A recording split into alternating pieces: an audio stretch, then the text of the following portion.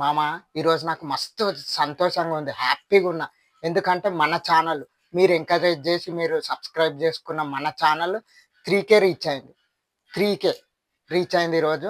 చాలా హ్యాపీగా ఉంది. సబ్స్క్రైబ్ చేసుకొని నన్ను సపోర్ట్ చేసి నన్ను ఫాలో అవుతున్న ప్రతి ఒక్కరికి పేరు పేరున థ్యాంక్ యూ సో మచ్. ఇట్లే నన్ను ఎంకరేజ్ చేయండి. 3K నుంచి ఇంకా ముందుకు రీచ్ అయ్యి మంచి రీచ్తో ఉండాలని, మంచి సబ్స్క్రైబర్స్ రీచ్ కావాలని ఆశీర్వదించండి.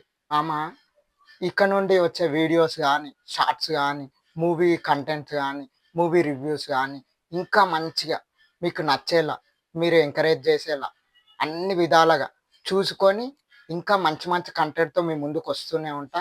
3K రీచ్ అయిన సందర్భంగా మన ఛానల్కి అందరూ సెలబ్రిటీ హీరోస్ వచ్చి కంగ్రాచులేషన్స్ వాళ్ళ హుక్ స్టైల్లో చెప్తే, వాళ్ళకు నచ్చిన హుక్ డైలాగ్స్తో చెప్తే ఎలా ఉంటుందో చూద్దాం. వీడియో ఎండింగ్ వరకు చూడండి, మస్తు ఇంట్రెస్టింగ్ ఉంటుంది. ఇక మామ ఇప్పుడు స్టార్ట్ అయింది 3K సెలబ్రేషన్స్.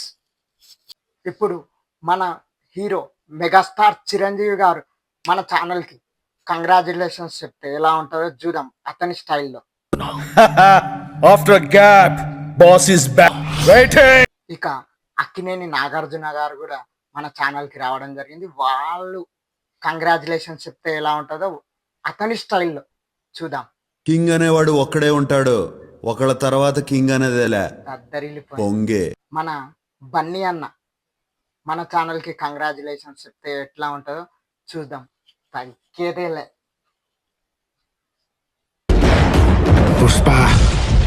పుష్పరాజ్ ఇప్పుడు మన అర్జున్ రెడ్డి అని పిలుచుకునే మన విజయ్ దేవరకొండ అన్న మన ఛానల్కి కంగ్రాచులేషన్స్ చెప్తే అతని స్టైల్లో ఎట్లుంటుందో ఇప్పుడు చూద్దాం. కేవలం సక్సెస్ మనీ మాత్రమే మాట్లాడే రోజులు సరివి. లేదా సక్సెస్ఫుల్ అయినా అయి ఉండాలి, లేదా రిచ్ అయినా అయి ఉండాలి. మామ మన ఫైర్ బ్రాండ్ బాలయ్య బాబు నందమూరి బాలకృష్ణ గారు మన ఛానల్కి కంగ్రాచులేషన్స్ చెప్తే దద్దరిల్లిపోతుంది. చూద్దాం.